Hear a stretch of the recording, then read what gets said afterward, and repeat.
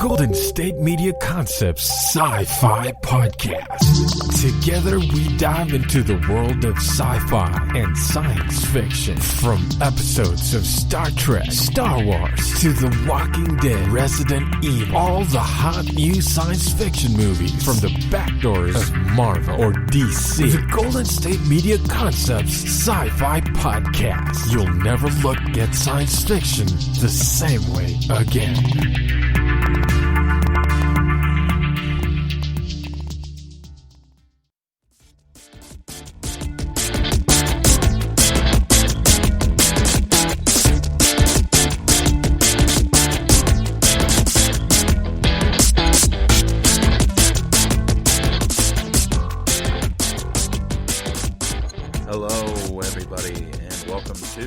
GSMC Sci-Fi Podcast, brought to you by the GSMC Podcast Network. My name is Keith. Today is Sunday, and for those of you who are football fans, it's been a crazy and also sad day. Pretty major injury to a quarterback for one of the teams in the NFL today. Probably it is season ending. It's been confirmed, so... not that very many people who listen to sci-fi podcasts care about football, but on the off chance that you do, it was an interesting day for us. So it is Sunday, and we are getting towards the end of the third book of the Hyperion series, which means that we are going to be talking about it today and Wednesday. We are on the last 5 chapters of it. So that's exciting, I suppose. I'm really looking forward to the next book, which is the last book in the series, and it's probably going to give us a lot of enlightening information and just good stuff to go off of, I guess, for lack of another word. There's been a ton that's been happening in these last few chapters. I feel like Simmons has a tendency to kind of stack things at the end of it, at the end of his books, which is a good thing. Ultimately, I think that it helps to make sure that people stay engaged the entire time. Not that people really check out at the end of a book that they enjoy, so that's not necessarily something that needs to be taken into as heavy of consideration, I suppose. I think my biggest point is just that Dan Simmons does a lot of work to build up a specific type of tension that is only able to be resolved at the end of his novels, and only through, like, the culmination of a number of different factors. I've talked about before that he feels kind of like a Quentin Tarantino-like author, where it's like, oh, I didn't realize all these things were suddenly going to become so important, which is always interesting. Well, maybe not always interesting, but 9 times out of 10 is very interesting. So it's worthy of note, in my opinion. And these last 10 chapters are no exception, so we're going to get right into talking about the penultimate 5 chapters, since we're dividing it into 5 chapters. Radamanth Nemesis, by the way, is the name of the female character who is on Draconi Septum in the last chapter that we talked about. I had forgotten her name and was not able to remember it. Wanted to make a point to talk about it. Regardless, when we left off last, that was where we were at. Radamanth Nemesis had basically found Father Glaucus in the Ice City on Draconi Septum and had, I guess, forcibly examined his memories would be the best way to phrase it.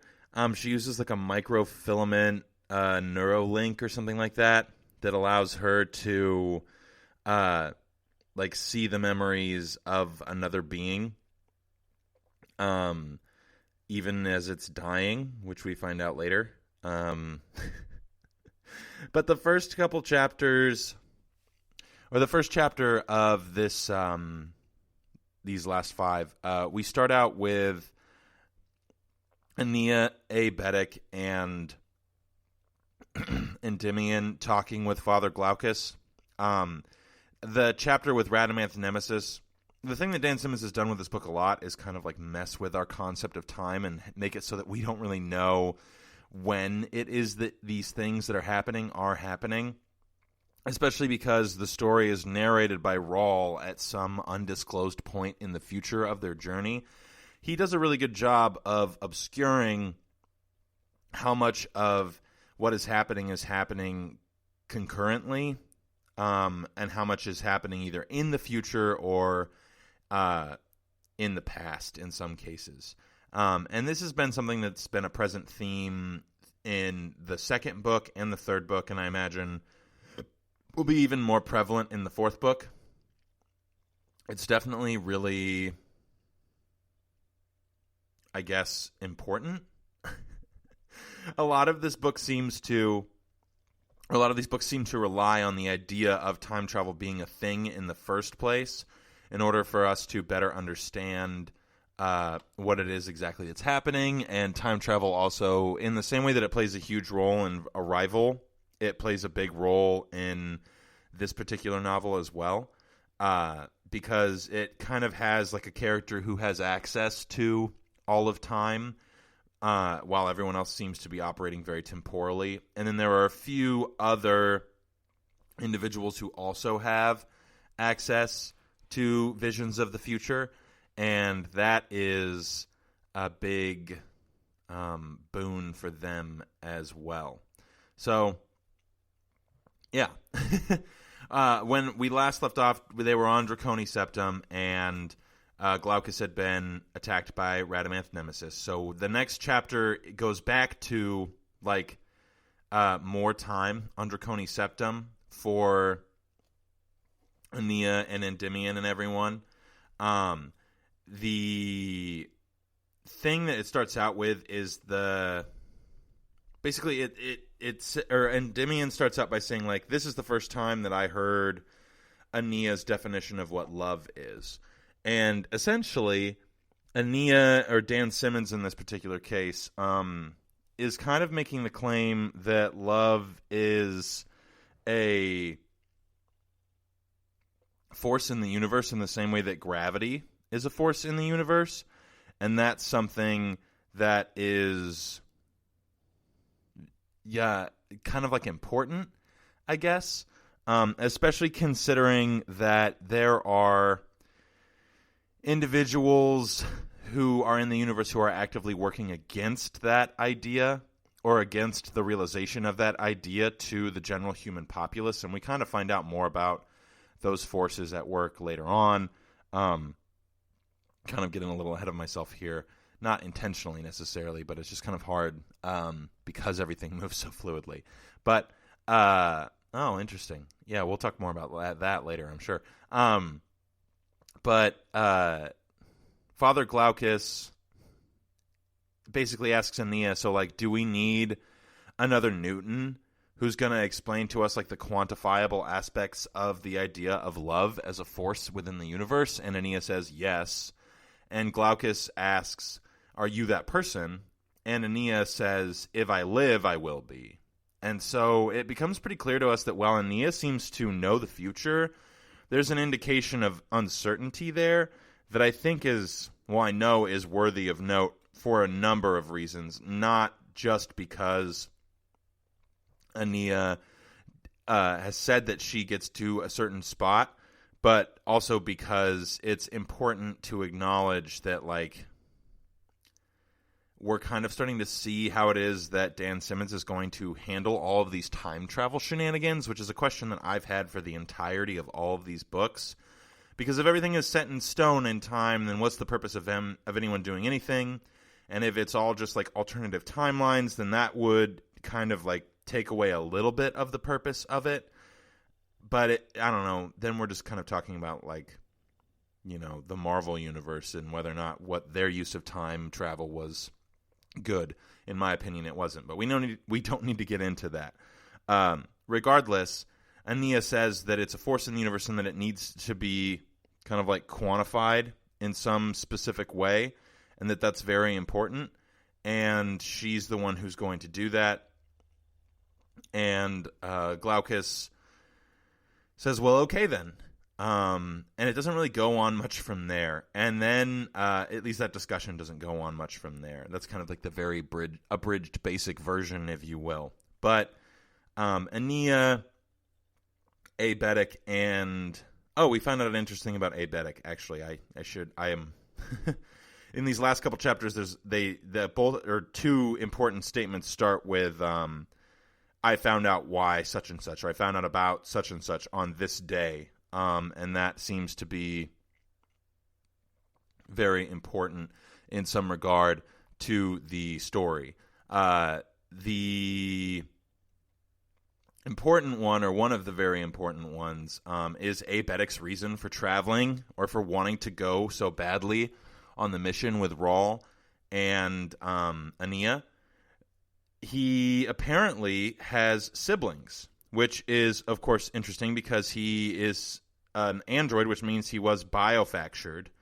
But he knows his siblings well enough because androids apparently do grow up together in some regard, which is interesting for us to know. Because when we think of android, or when Endymion thinks of android, he thinks of like these manufactured humans who just come out as adults. But Abetic had a childhood and had siblings, and so ultimately it's just kind of like further humanizing a lot of these characters in ways that are really meaningful and I think ultimately very important. So, yeah.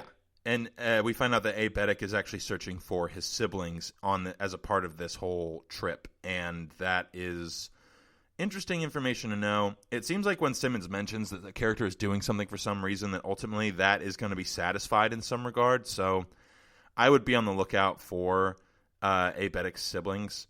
I'm also curious about Abetic's link to like data spheres and things like that, because it seems like because he's an android and is like part artificial and part biologic being, he's kind of similar to Ania in some regard, though I don't know how artificial or machine Ania is, because she was conceived in like the regular human way.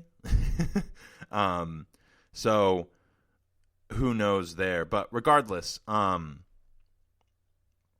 think that it's just important to know those particular things so that when Simmons brings it up, we can kind of be like, oh, here's the link, and here's the theme, and here's this and that. So that is valuable information to know.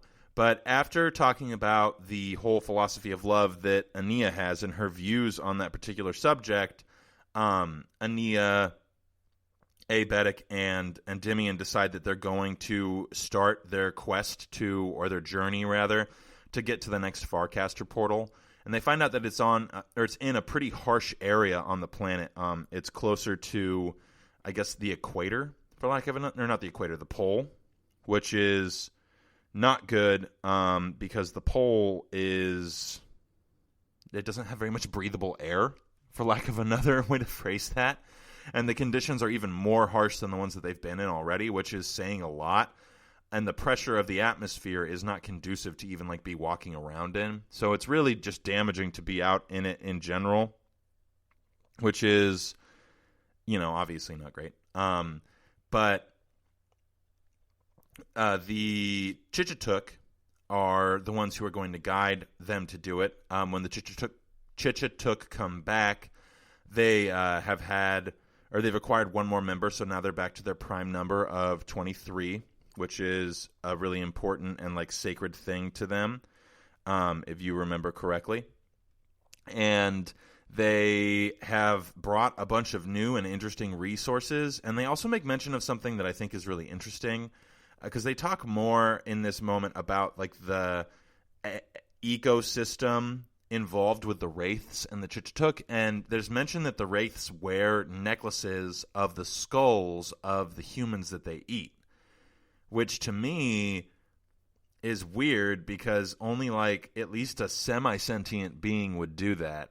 So it almost feels like it's like these two different like types of human beings that are, I guess, feeding off of each other, for lack of another word. I don't really exactly know what that means in the grand scheme of things, but I thought it was interesting that Simmons mentioned that, especially since on most of the other planets that have like substantial indigenous life or intelligent life on them, he makes specific mention that humans have killed them all off. So that's definitely really interesting and worthy of note. So we're going to take a quick commercial break, and then we'll get more into what happens to Endymion and Abetic and all of them. We'll be right back.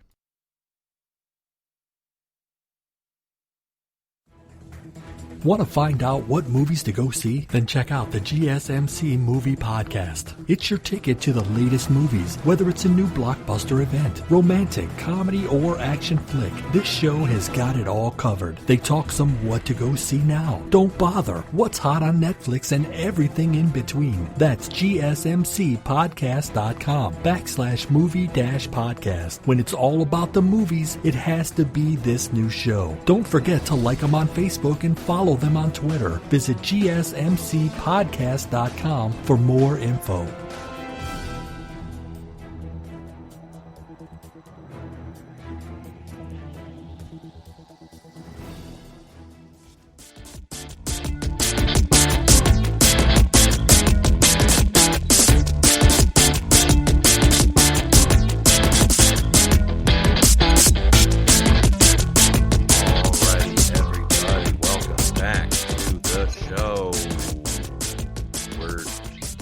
Endymion.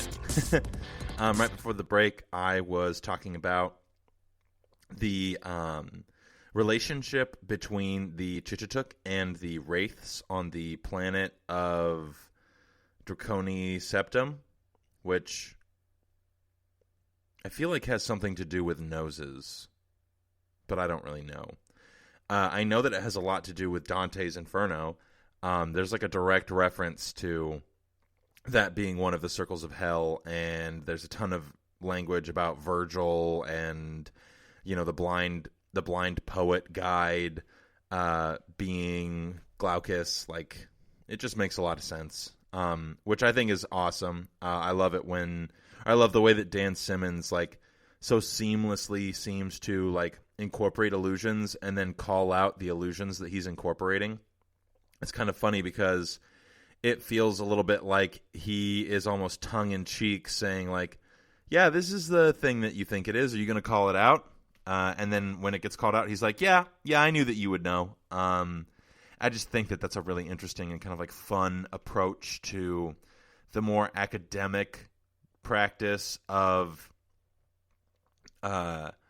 like, I guess, writing in general? Question mark? So, yeah. But after, or as they start to go on their journey, they find out that the things that are boring the tunnels that the Chichituk travel in are the Wraiths themselves. And so in some ways, the Wraiths enable the Chichituk to hunt their cubs, and the Chichituk enable the cubs of the Wraiths to hunt them. And it almost seems to be like this very just things are the way that they are type of relationship that is interesting and different, because the Chichituk value the lives of each other most importantly, and they mention specifically the idea of walking on 2 feet, and I think the Wraiths have like a lot of different hands. But what we find out is that like none of them actually have seen a full-grown Wraith, and it can like burrow through the ice at 20 kilometers per hour, which like is really fast. And apparently they're kind of more like reptile bug things than they are like a mammal. We've been associating them with like the idea of fur, but it's really kind of more like feather-like scales, I guess, which I also think is really interesting. Obviously, we don't get too much into like the biology of these creatures because that would just be even a little bit overly detailed for Simmons, I think. But who knows? Maybe he does that in the next book or something. But I think that ultimately the relationship that's occurring between the Chichituk and the Wraiths is going to be kind of similar to the way that the relationship occurs between the Technocore and humanity, in that like one kind of preys on and relies on the other, including the death that is a part of the other's existence, Question mark.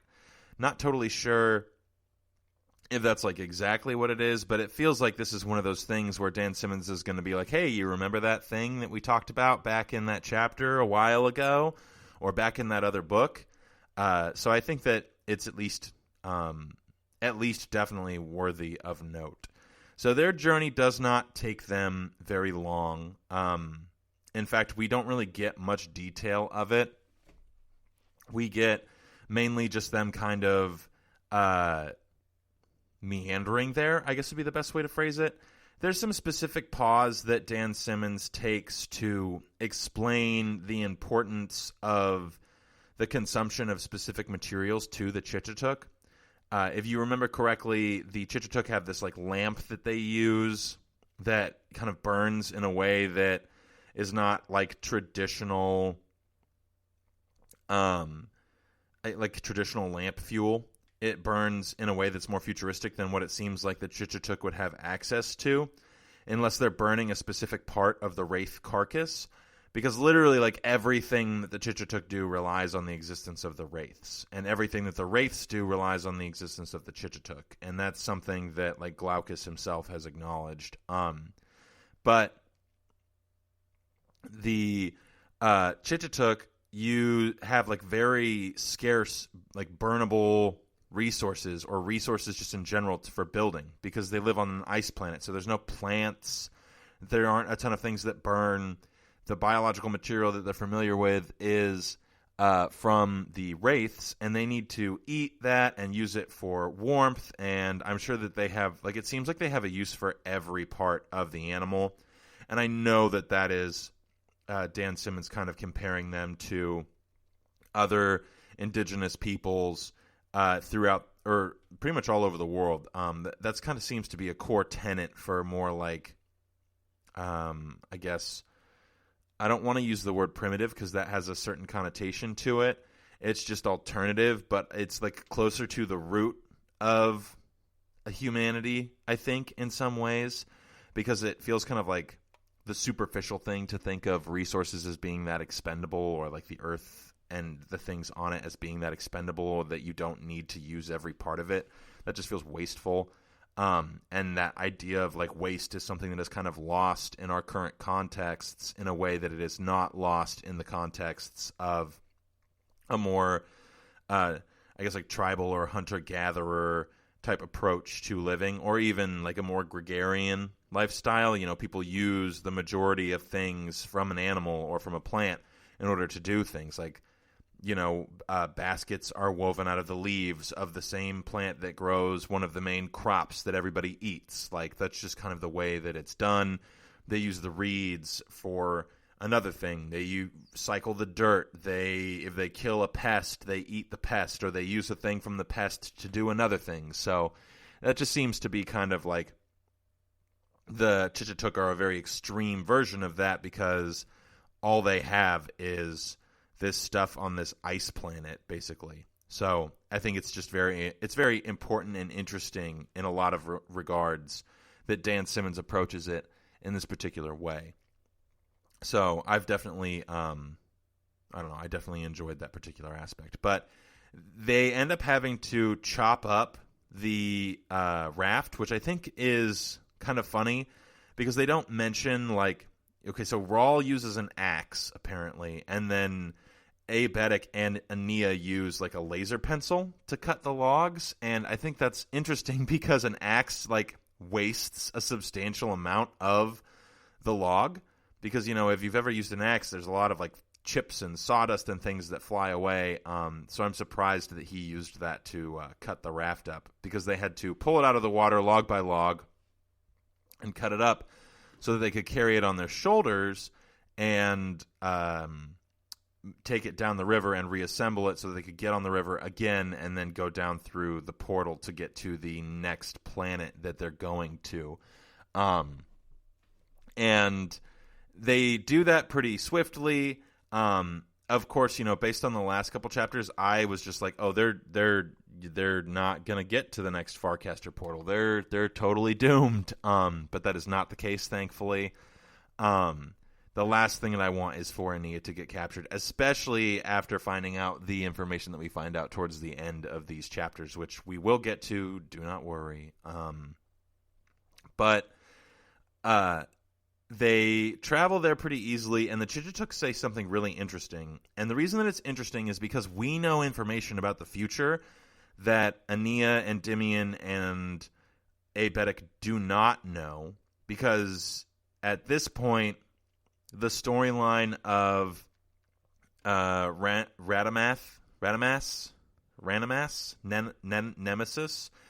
and Desoya and Gregorius is 3 days ahead of the story that's being told by Rawl. So it happens kind of like concurrently in narrative form, but in the actual timeline of the book, the Ania and Rawl have been gone for 3 days already. So we find out from the Chichituks specifically, they say, well, we didn't run into any problems going along this path or taking this journey down to the next Farcaster portal. And when you have good luck one day, it means bad luck the next. And I think it's funny that there's this like karmic idea that Simmons is writing about in these chapters of like it's just kind of like an equal, like a balance of some sort, which I think is interesting that the Chichituk would feel that way, because they're like prime numbers, and I feel like balance and prime don't necessarily go together. But the reason that they use prime numbers is because it means to them a perfect group. Because the idea of being able to divide something further into smaller groups or what have you implies that that group is not perfect. So for them, 22 is inferior to 23 because 22 can be divided into two groups of 11, which would give you prime numbers. But 23 is in itself a prime number, so that is like a perfect band. In the same way that I think 29 is a prime number and 37, if I remember correctly, and it continues to go up. 37, yeah, I don't think 37 is divisible by anything. So I know that there's like a largest prime number that exists or whatever. At least I think there is. But regardless of that, my point is that prime numbers to them represent a certain type of perfection. And so rather than it being like a prime group or an undivisible group, it's called like a perfected group or a perfected people. And the Chichituk actually means like the undivisible people, the perfected people, at least in regards to like some aspects of their way of living, or at least that's what they call themselves. And we find this out from Glaucus as they're leaving, which every parting, like every goodbye that's been said on this planet was really hard for the group and kind of hard for me because I really liked Glaucus. I thought he was an incredible character. I liked the Chichituk. They were kind of like a I don't want to say benign, because the Pecora in the first book are very benign, and they have this like air of like not just like this weird unsettling these weird unsettling properties that are not good about them, and the Chichituk did not have that in any way, shape, or form. So in the end, everybody get through the portal safely. They say goodbye to everybody.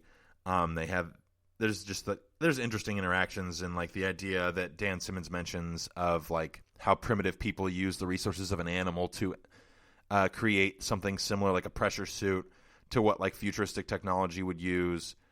It's just interesting that like humans always seem to find a way in these books, and that's like a good and a bad thing in a lot of regards. And where Ania and Abetic and Endymion end up is on what is his name? Gosh darn it. The guy who kills the Shrike. Kassad. They end up on Kassad's home planet. Or not home planet, but the place of Kassad's first military victory over the warring Islamic religious groups that were living on that planet. And when they get there, it's abandoned in the same way that Hebron was, which I find to be interesting because those are both, I think Islam is an Abrahamic faith. I can't remember. I think it's a part of that. But they're all of these faiths that seem to be like tied together in some regard, or at least came out of the Middle East. They all seem to be suffering the same fate as Hebron. So I think that's interesting to note. But there are some other things that are interesting to note that happen on that planet as well, and we'll get into those right after this quick commercial break. Tired of searching the vast jungle of podcasts? Now listen close and hear this out. There's a podcast network that covers just about everything that you've been searching. The Golden State Media Concepts Podcast Network is here. Nothing less than a podcast bliss with endless hours of podcast coverage. From news, sports, music, fashion, cooking, entertainment, fantasy, football, and so much more. So stop lurking around and go straight out to the Golden State Media Concepts Podcast Network. Guaranteed to fill that podcast itch. Whatever it may be. Visit us at www.gsmcpodcast.com. Follow us on Facebook and Twitter, and download us on iTunes, SoundCloud, and Google Play.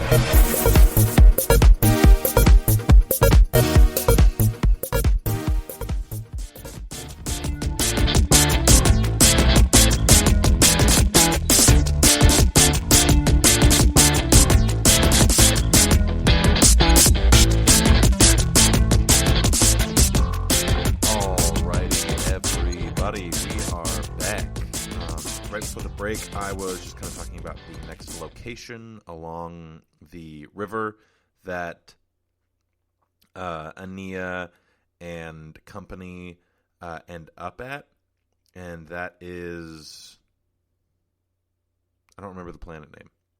I'm sorry. I don't remember the planet name. It's the world, it's the new holy land for the Islamic faith. And so everyone who lives there, or who lived there rather, was worshipped the Islamic faith, I guess is the way to phrase that.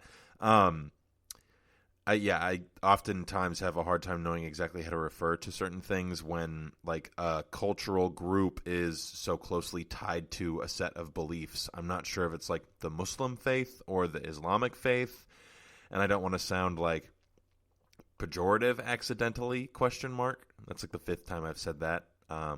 So I just generally kind of try to default to the less, not presumptuous, but just like the less abrasive, the least abrasive potential option that I can default to. So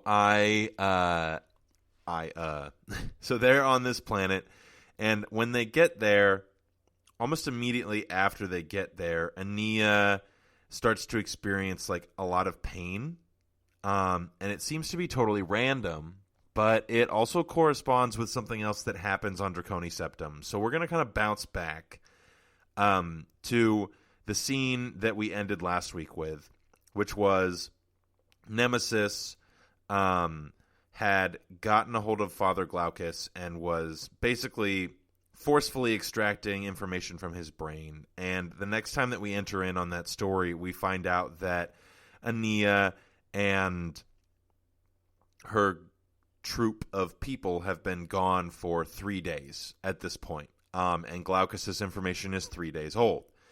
And Glaucus could have survived the mind probe, but ultimately Nemesis decides that she doesn't want him to live. So she kills him. She throws him down a pit, which is just really mean. Like, she had the ability to just kill him really fast, but she chooses not to, which I just am not a fan of.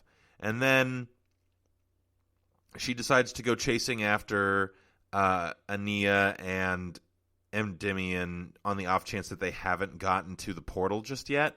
So she also is working on limited time because she doesn't want Father Captain DeSoya or Gregorius to know what exactly it is that she's doing or what she's capable of, because we find out a thing about the church, and I'm not sure if we want to drop that bomb just yet. So because it is kind of a bomb, if I'm being honest. So we're going to wait on that. But she doesn't want Father Captain DeSoya or Gregorius to know what it is that she's doing or what she's capable of. So she has to get back to the ship before they can be resurrected fully. Otherwise, she's going to be kind of SOL. So, or in the PG case, COL. So that you don't have to explain to your kids what I mean. Using PG-13 words if your kids listen to this with you. Which if they do, cool. I hope that I am entertaining enough for everybody. I like to think of myself as fun for the whole family. That's a joke. But it's a good one in my opinion. Regardless, Nemesis chases after them and runs into Chichituk's band.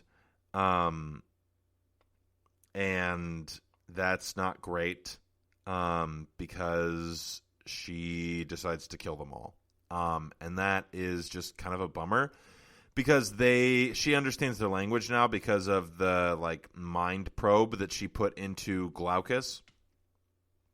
And, the way that they speak to her is just basically to say that hey, we respect all forms of bipedal life and you look like a huntress and we're totally cool with all that, and we want to give you gifts if you want to give us gifts. And she lies and says that she's looking for her friends, who we know are not really her friends. She's just saying that so she can get information out of these primitive peoples.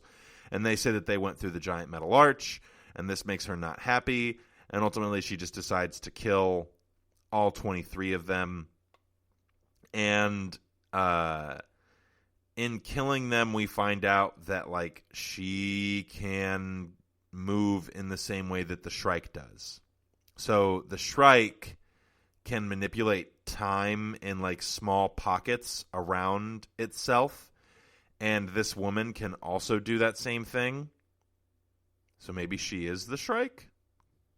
That would be interesting for sure. I keep thinking that there are people who are appearing who become other things and then travel back in time. I'm just going to say this. I found out that I'm not correct about the Pecora at all. I had said previously that I thought that they for sure came from a group of characters in this book, but that is just not what happens. We find that out later on in the chapter, but we'll get to that probably in the last segment. But Nemesis decides to kill the entire band of the Chichituk people. And does so with just really no remorse. And then she goes to the Farcaster portal, and we find out from her some very interesting facts about Farcasters and about the Technocore, and about how it is that Maina Gladstone's actions affected the Technocore. Because what we find out is that it is not, in fact, that there is a giant web of Farcasters. It's that there is one Farcaster that simultaneously existed in multiple places. And that one Farcaster was never destroyed. And so the Farcaster network was really a web within a web, I guess, is the way that she phrases it. But because the way that that Maina Gladstone destroyed the Farcaster network, she did substantially hinder a lot of portions of the data sphere because it no longer was able to acquire the computing and power of collected consciousness that was being acquired through the billions and billions of Farcaster transportations that occurred on a daily basis when the hegemony was a thing.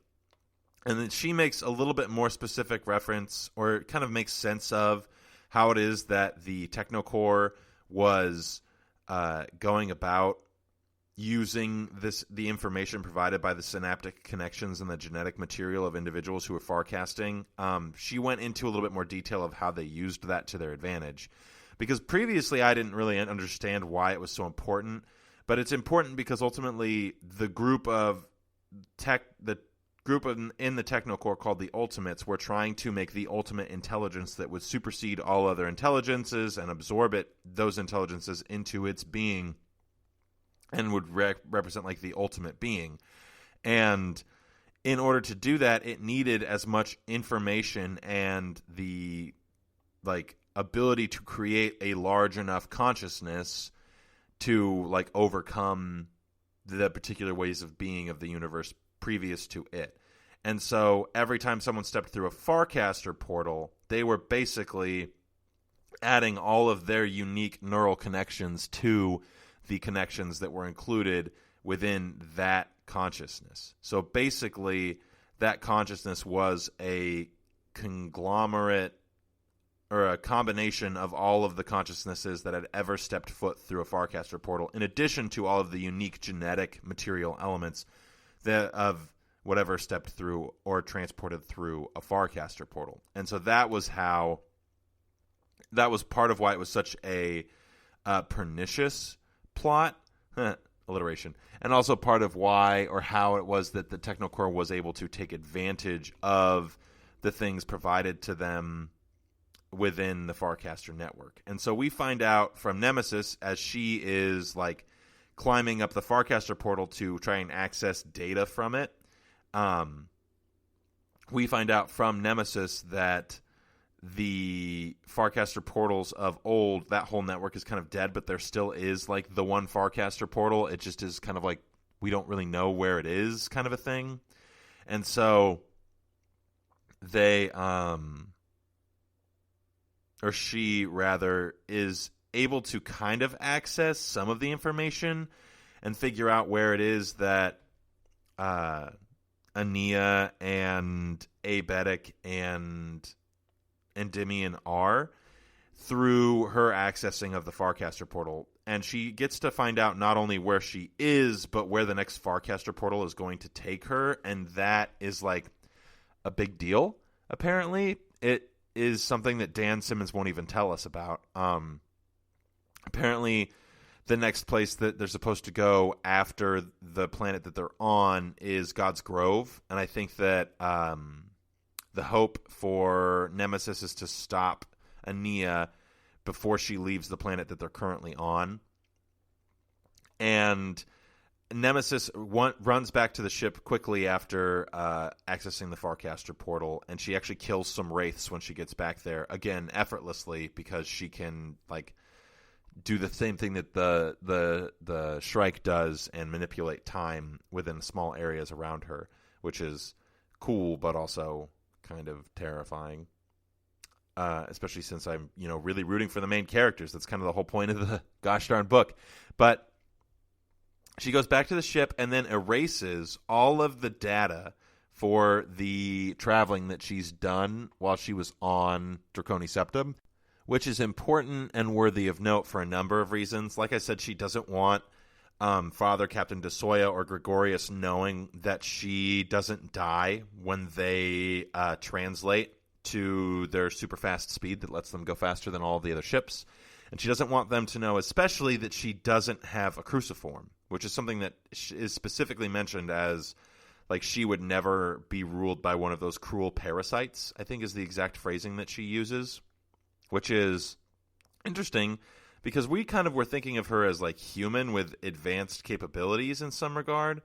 But when I read that, I was kind of suspicious of, like, oh, how human is this person, especially considering she has, like, a neural shunt, and that is something that is generally not cool within current society, especially something that's not cool, quote-unquote, within the church. Because generally that type of technology has been, I guess, banned, for lack of another word.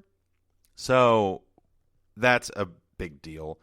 But despite all of her efforts, DeSoya does actually figure out that she was awake and went down to the planet because she forgets to adjust like this small little coffee heating bulb.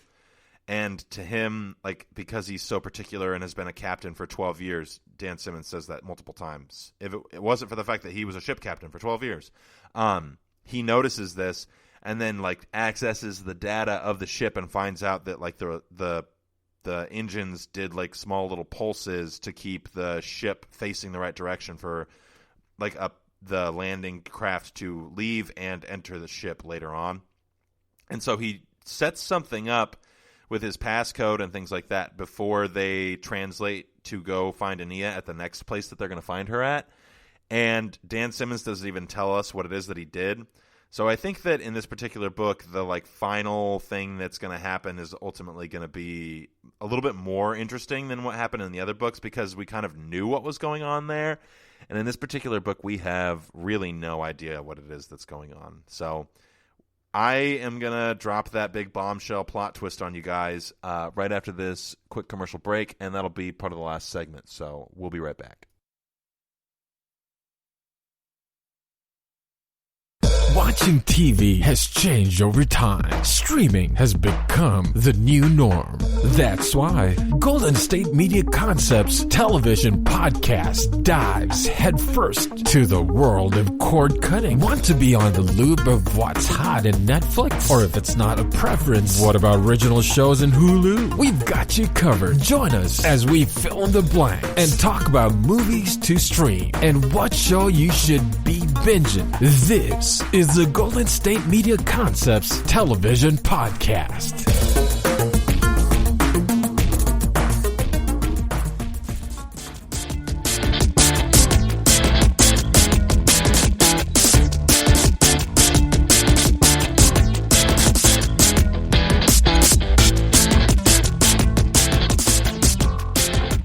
Alrighty, everybody, that was our last commercial break for today. Thank you for sticking around.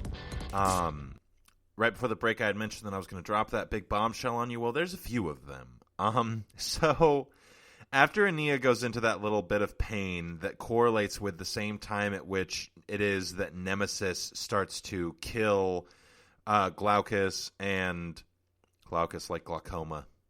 Wow, gosh, how did I not catch that earlier? Anyway, Father Glaucus and the rest of the Chichituk, or at least that band of Chichituk in particular, as she's killing them, Ania begins to feel this like spurt of pain, and Endymion and Abetic don't know what to do, so they have to find a hospital on this new planet, but the planet is abandoned, so they have to run around finding a hospital, and that happens, and then from there, basically Ania calls to Endymion in the middle of the night, and Abetic and Endymion are, of course, like in the same room as her because, you know, they're worried about her. She's kind of like the whole point of their mission. And Endymion goes to talk to her, and she starts kind of just like talking in circles. And she kind of ends up revealing that like she goes in and out of time with her consciousness. So sometimes she'll feel like she's her much older self with Rawl, and other times she'll remember that like this is the time that they're in now and she's still a child, which I think is interesting that Simmons would kind of like talk about like the different phases of the relationship between these two people based off of like the temporality of their existence in a way that like we otherwise might not be as familiar with, which is good. So she asks Rawl if he loves her, and he says, you know, that he doesn't. He cares about you. I care about you, kiddo, is what he says. And then she says, "Oh, I'm sorry, I forgot that I'm 12 right now," basically, because she's been to the future and seen the future, and she starts talking about how she's worried that she's going to die, and that kind of threw me for a loop because it feels like there really isn't a book to read if Ania's not around. So that's worthy, at least somewhat worthy of note, I think. But the fact that she could potentially die to me means that, like, okay, well then what type of time travel are we working with here? Because now we're finally getting something concrete as to whether or not, like, things are set in stone. And Ania basically says, like, look, the future is not set in stone. It's fluid, and I've seen it in a particular way, but not necessarily in the way that it will absolutely be. So it's not... So in Simmons' time travel universe, what we're finding out is that the future is a version of the future that exists possibly if things line up according to a certain way. So you have to do the things that made that future happen in order for that future to be actualized, which is an interesting way to go about time travel in my opinion, because Ania says everything is fluid. So there are other, like there's a million possibilities within this one instant or this one small instance of how the future could go from there. And so there's this like terrible burden that Ania has been, I guess, either cursed or blessed with, depending on your viewpoint, to to where she's going to have to be the one to try and like actualize a specific kind of future for everybody so that we don't all end up mind slaves to the technocore. Because the technocore, another thing that Ania reveals, didn't even get close to dying the first time that Maina Gladstone blew up the Farcaster portals. They just kind of went into hiding and waited for the religious movement of Catholicism to grow. And then they contacted Father Hoyt, Lenar Hoyt, when he was resurrected after DeRay died. But DeRay was murdered by the Technocore, supposedly. So the Technocore did like a hostile takeover of the Catholic Church and created the Pax. And the Pax goes around handing out cruciforms. Well, as I suspected, the Technocore made the cruciforms, and this is confirmed to Endymion. And the thing that kind of like threw off my prediction about who the Pecora were is that we find out that the Pecora received the first iteration of the cruciforms, and the Technocore gives out a new form, or a new version of the cruciform, the Windows 10 update, if you will, to the Catholic Church when the Catholic Church is taken over by Lenar Hoyt.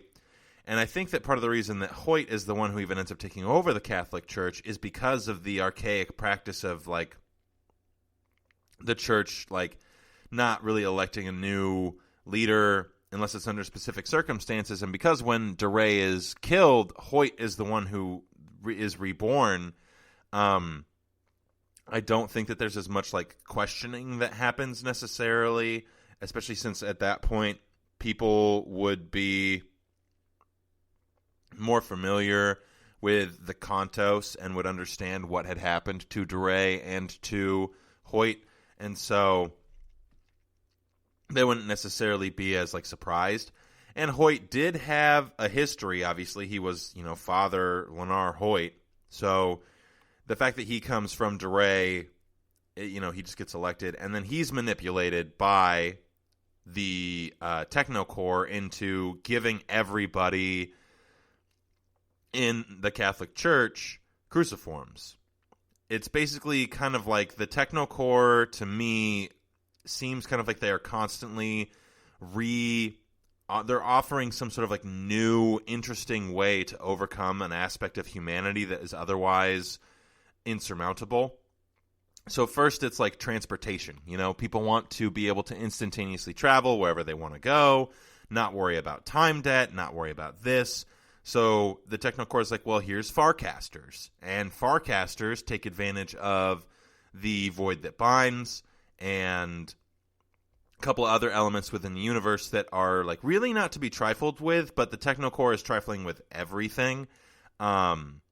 So that's just kind of their MO. And when the Technocore, their first kind of like, fruit of knowledge is destroyed, then they have to come up with another one, and ultimately that ends up being the, what's it called? The cruciforms. And so we find out that the Pecora were like an experimental group of people who received cruciforms, and that the new cruciforms are a new technology given to the Pax by the Technocore. We also find out, and this is surprising to me, that Ania is actually being hunted by the Technocore and not really by the church. The Technocore is manipulating the church in order for them to be able to get at Ania through a more legitimate means like the church. Which doesn't really make sense to me, because why don't they just like go after her straight up? But I guess they needed the resources that the church had. Why not just steal them? I have no idea. Dan Simmons is the one writing the book, not me. So that is part of what confirmed to me that Nemesis is like probably a cybrid of some kind. Though I don't know what she would be. Who's like, if I had to guess, it's from Cassad and Moneta. But the problem with that is that Moneta is Rachel Weintraub. So that's not possible because Rachel Weintraub isn't an android and is not a cybrid herself. So they would have had to have just like made the cybrid from the basis of a personality of somebody else. And I guess they could make that personality from Rachel Weintraub's personality, which might make a little bit of sense. But regardless,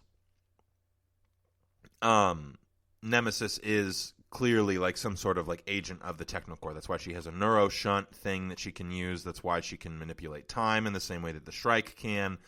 She's basically like a soft core version of the Shrike, who also does make an appearance when they go to this new planet. The Shrike appears on the raft, and that is kind of a big deal.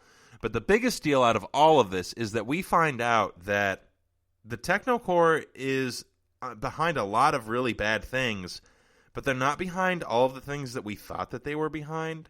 Because if you remember correctly from the second book, there's claim that the Technocore is the ones who moved Earth.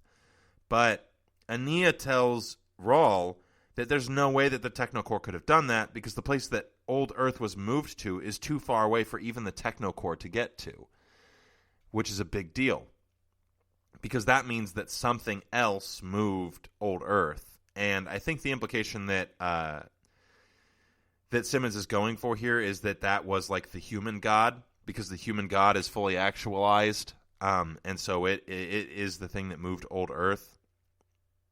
But also, apparently, it is the thing that is activating the Farcaster portals as well. Because the Technocore does not want Ania traveling along the Farcaster portals because that allows her to get away from the church. So there are active forces that are at work in ways that we as readers were like previously woefully unaware of. And the fact that the Technocore is like in charge of the Pax church, or of the Pax and of the church, it's kind of terrifying because the Pax and the church have spread cruciforms so many places. So now it's like, okay, well, like, are they... Yeah, I don't know. I think the cruciforms are probably collecting data in some way, and when the Technocore is ready to harvest that data, it'll just kill everybody who had cruciforms on them, which would explain all of the bodies in the labyrinth that I thought were from the Death Wand being used in a particular timeline, but really the bodies in the labyrinth are people who were brought there who had cruciforms, and the cruciforms are now like on the walls of the labyrinth rather than on the people because they're like uploading the data that they had acquired into like some sort of like the same thing that happened with the Farcaster portals. Like there's one Farcaster portal, well there's probably like one cruciform, and so it's like uploading all of the data to the cruciform. And I think that it's interesting that like this is kind of like a similar pattern of like behavior and result in the same way that humans have a similar pattern of behavior and result. Because Simmons it seems like he likes to work with cycles and habits and things like that. And I think it's important to notice those themes because it's part of his commentary on what it means to be human, in my opinion. And I think it's important to take note of that. And so Ania tells Rawl that the next day they're going to, like literally tomorrow, they're going to have to face off with this thing from the Pax Church that's hunting her that killed all of the Chichituk and killed Glaucus. And Rawl says, like, we don't have to play their game. Like, we don't have to go to the next Farcaster portal tomorrow. And she says, yes, we do. I'm thinking that that's because she knows that there's really no escape from the thing that's hunting her now, and she kind of has to, like, face it in some regard. So if I had to guess, that's what the last 5 chapters are going to be. Hopefully, maybe the Shrike ends up being on her side or something. I don't really know. But that's what the next 5 chapters will probably look like, is us figuring out what happens to Ania, and if she gets to live, and if she gets captured, and if Rawl gets captured, etc., etc., etc. So that should be interesting. And I'm really looking forward to the 4th book because I know that Simmons is not going to give me enough of a resolution at the end of this book for me to feel comfortable with not immediately going into the 4th book. So be ready for that. But that's all I've got for you guys this week. Really appreciate you listening. Looking forward to finishing this book on Wednesday. So come back on Wednesday for the last 5 chapters. Hope you all enjoyed your weekend. Hope you enjoyed the sunshine if you're in California or wherever you are. I hope there was sunshine. and give us a like if you like the podcast, comment if you have any comments, review if you enjoyed it as well. We love 5-star reviews. Follow us on Facebook, Instagram, all of your social media, and wherever you get podcasts. Thank you so much for listening, everybody, and have a great day / night / morning / whenever you're listening. You've been listening to the Golden State Media Concepts Sci-Fi Podcast, part of the Golden State Media Concepts Podcast Network. You can find this show and others like it at www.gsmcpodcast.com. Download our podcast on iTunes, Stitcher, SoundCloud, and Google Play. Just type in GSMC to find all the shows from the Golden State Media Concepts Podcast Network, from movies to music, from sports to entertainment, and even weird news. You can also follow us on Twitter and on Facebook.